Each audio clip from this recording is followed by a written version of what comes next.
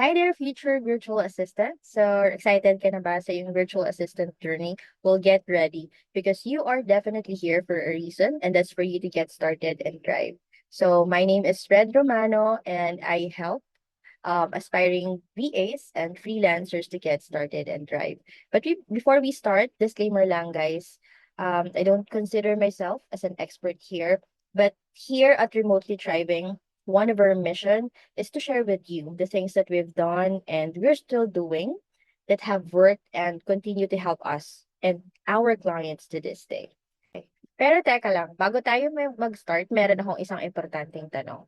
Are you ready to learn, mag-effort, at i-develop yung skills na matututunan mo sa training nito for you to have a long-term success in your VA journey? Or andito ka lang sa training nito because you have this impression that after this training, makakakuha ka kagad ng client right away and then you will earn right away without even knowing how it works. Kung ang sagot mo ay yes, ready akong matuto, then congrats, you are definitely in the right place.